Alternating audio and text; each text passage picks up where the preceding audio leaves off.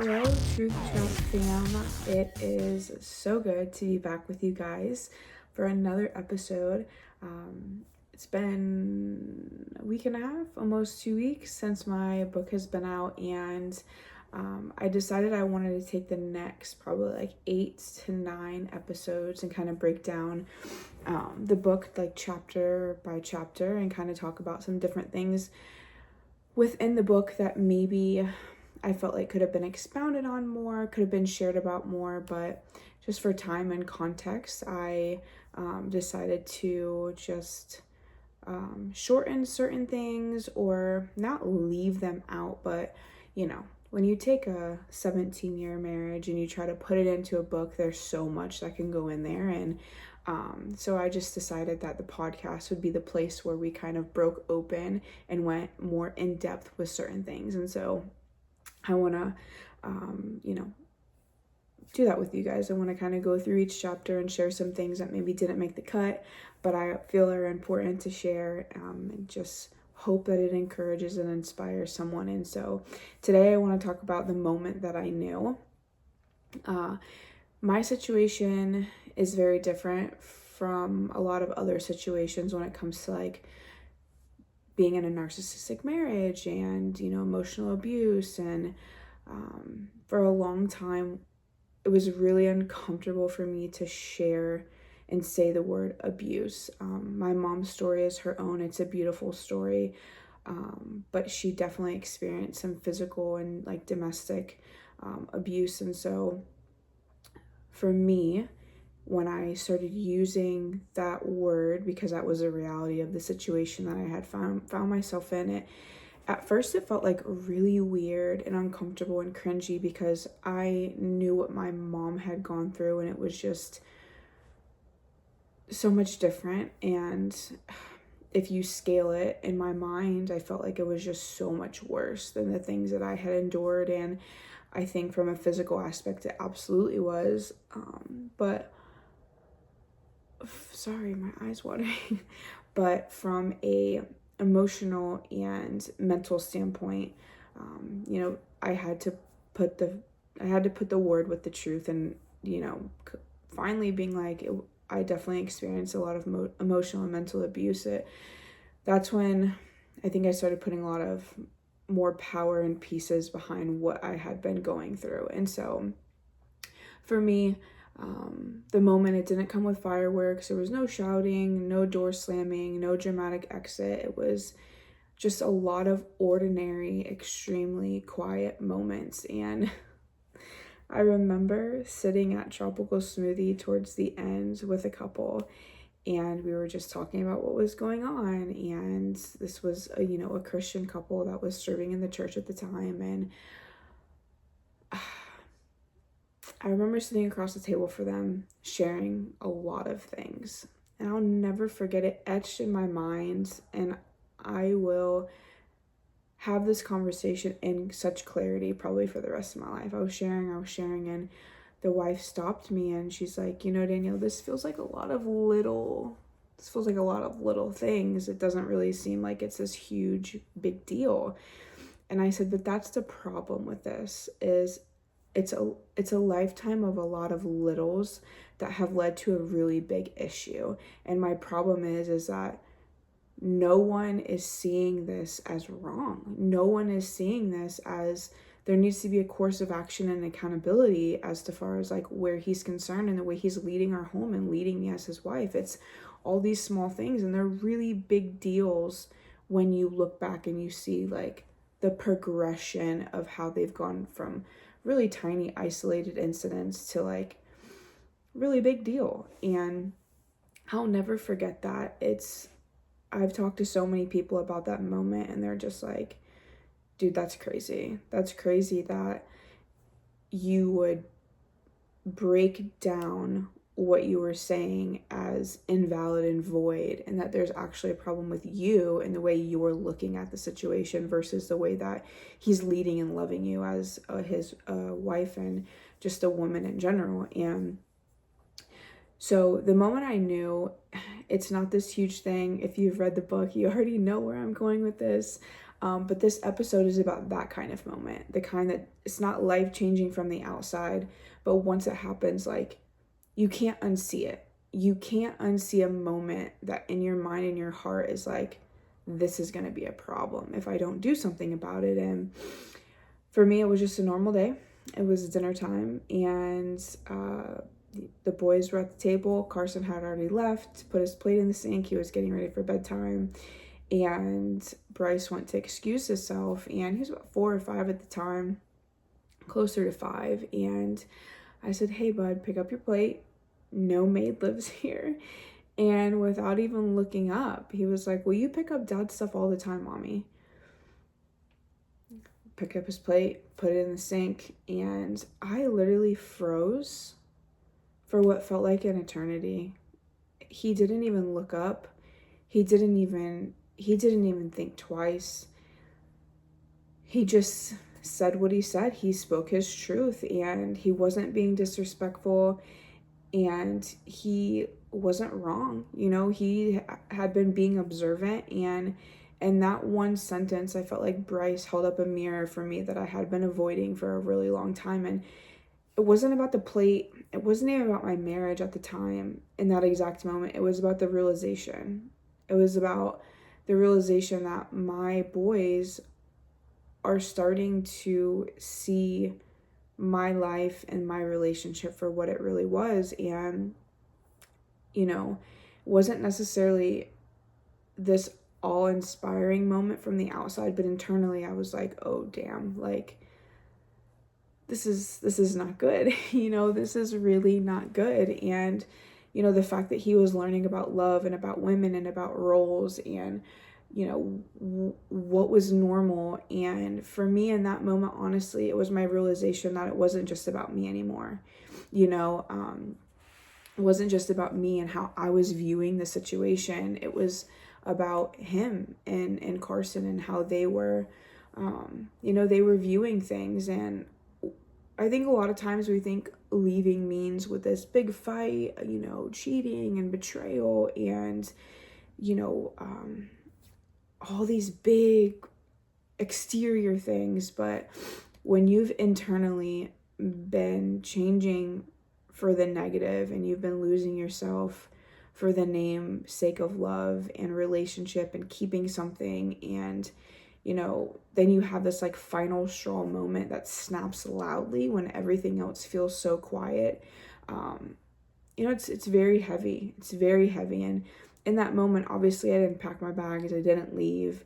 You know, I didn't make a change, or I didn't make a decision that something was going to change that night, the next day. But I stopped being able to ignore things, and I stopped being able to make excuses, because once you see something, like I said, like you literally can't unsee it. And I think for me, being a mom and motherhood, I don't know, it just, in that moment, it had a way of clarifying my worth. Not because I necessarily like mattered more in that moment per se, but I realized that the impact my relationship was having on them in real time. You know, it wasn't just modeling love. I was modeling endurance. I was modeling silence, self-abandonment, you know, and in that moment, I also remember thinking like, damn, man, one day, if I don't do something about the situation, about the state of this marriage, like there's a possibility that there's going to be 2 other women that stand in their kitchen and feel the same exact way. And for me, it was a moment of accountability. It was a moment of, I need to start trying to fix this and do something about it, or I'm actually adding to the problem, and I'm adding to how the boys one day are potentially going to be relationally. And I couldn't, like I said, I couldn't undo it. I couldn't just turn a blind eye and pretend that they weren't seeing these things. And I couldn't justify teaching my children that love meant losing yourself, and love meant being a doormat, and that love meant abandoning your dreams and your goals for, you know, the easy access that someone else, gets because they need you, and there's things you provide for them, and it's a give, give, give, and there's no give and take. And, that love was conditional based on what you could do. I couldn't unsee that stuff anymore. I couldn't make excuses for it. I couldn't. And so in that moment for me was really when I knew, I didn't wake up the next morning, like I said, and make all these big changes. But I think for me too, like, you don't realize how subtle change can be until it freaking slaps you in the face. Like, I knew what I was feeling for quite some time, but it was in that moment where I was like, oh shit, this is actually like, this is a really fucking big deal. And, yeah, it's hard still for me to adequately communicate that moment and the accountability that came with that moment. But it really was the moment that I knew that this marriage probably wasn't going to make it. It wasn't going to matter. It wasn't going to, I didn't feel like it, after all that time, it was going to withstand what it was going to take to change. I think that their dad had proved time and time again that it was okay to change. How do I even communicate it?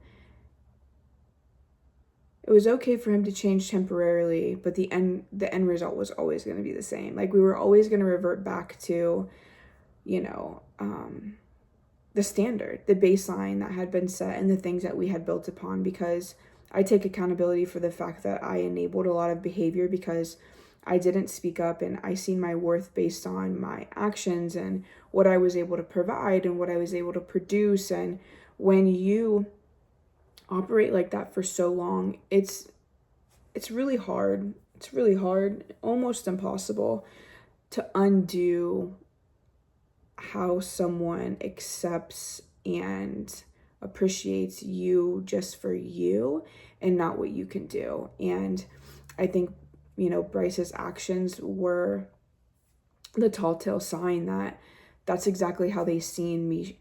That's exactly how they seen how their dad loved me, by what I did and how I served and how I showed up. That it was just servitude, that it was, well, this is what mom just does. She just picks up after everyone, and, I don't have to say thank you, and I don't have to, do my part every once in a while, and I can just leave shit lying around. And, it's mom's job. It's mom's job to pick up everything and, straighten stuff up. And we just go along in life because, we're the boys and we're the men of the house, and, we have better things to do than to be a participant in the things going on in the house. And, yeah, it was that moment for me was extremely life-changing. And, I knew that I wanted better for the boys, and it was a culmination of things, right? It was that moment. It was realizing that it didn't matter what kind of accountability and counseling that I tried to bring forth for us, that the probability of true change happening just felt impossible. And I can say that and stand on it because it was that moment in the kitchen. It was that moment at Tropical Smoothie. It was that moment in the counseling office when a Christian counselor looked across the table and said, Miss Justice, like, being a really good wife just means submitting to the needs of your husband. Oh, okay. I do believe we're reading two different versions of the Bible, and we have two different outlooks on what serving your spouse really means. So we're done, and I got up and walked out.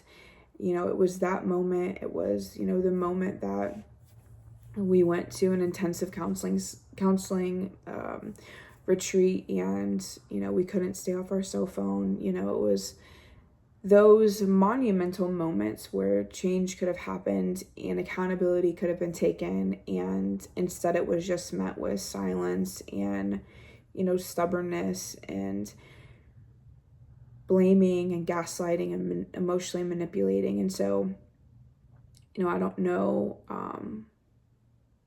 how you undo those kinds of patterns and behaviors to be relationally better. I think it takes a lot of evaluating and internalizing to change. But on the flip side of that, I too, after that happened in the kitchen with Bryce, I couldn't make excuses for myself anymore either. I think that's a lot of things that people miss when you're getting ready to leave, or you do leave, is, I say this all the time, like, it takes two to dance the dance to get where you were, whether that's, breaking up with a boyfriend or girlfriend, or, divorce and situations like that. It takes two people to get to the end of something. And I felt that way in my marriage. I couldn't put all the blame on him. Certainly could not do that. I knew that there was things that I had enabled and made excuses for and overlooked and turned an eye to, because, this is where I learned to find my worth. This is where I learned that if you perform and you show up, that, they're going to love you even more, and, they're going to know that they can't live without you, and, all these crazy things that we'll dive deeper into later in the coming weeks. But there was a lot of guilt, a lot of fear. But I think knowing is also extremely powerful. I think knowing is the beginning of truth. And once truth enters the room, guys, like, nothing can stay the same. That kitchen table moment definitely didn't make me leave immediately, but it made leaving for me inevitable. Because once I seen what was being taught to my kids, like, I couldn't unsee it. I couldn't be like, oh, this isn't happening. No, this very well is happening. And my boys, who are one day going to be someone's husbands and someone's fathers, are looking at the way that their mom is being loved and stewarded and treated. And the math did not math anymore. And so, it took some time. It definitely took some time. I'd say almost a year between when that kitchen moment happened and when I made my exit. But I did a lot of evaluating within that year. I did a lot of trying to explain and save, and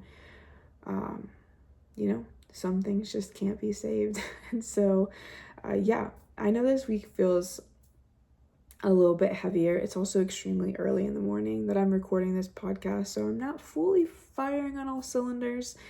So this episode feels a little bit more somber than the usual. But one thing I know is for sure, that when you start taking accountability in your life, you start drawing boundaries in the way that you're being treated.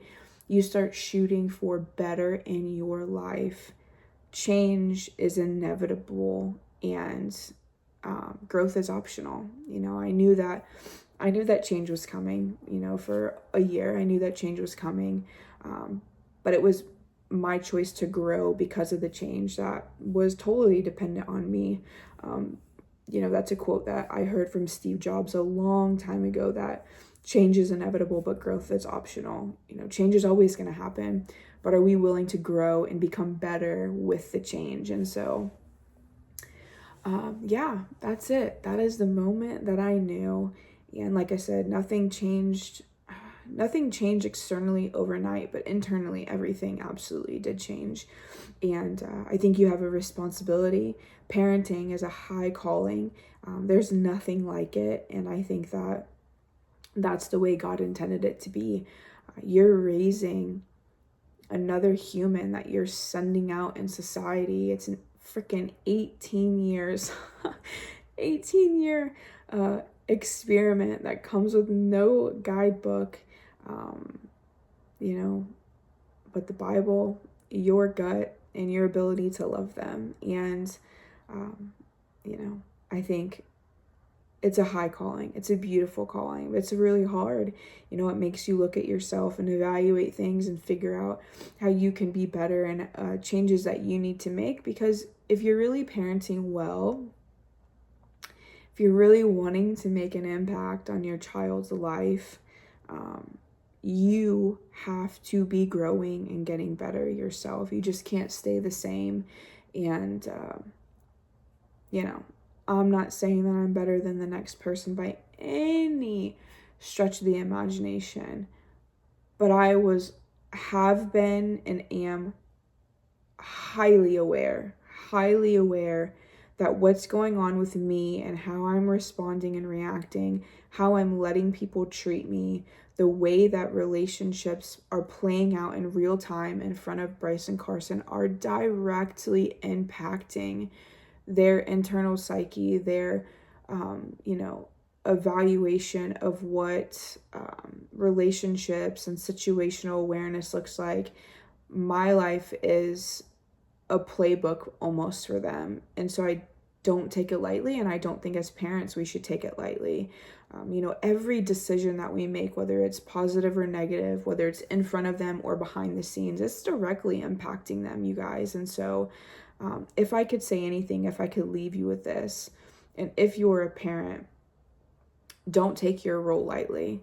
They are watching every freaking thing that we do. And it's a blessing and a curse. Let's just call it what it is. You have to call a spade a spade. It's a blessing, but it is a curse sometimes because we don't show up as our best self all the time. But the goal is to always be becoming better for yourself first, but then also realizing that it's directly going to impact them. So, as always, be good,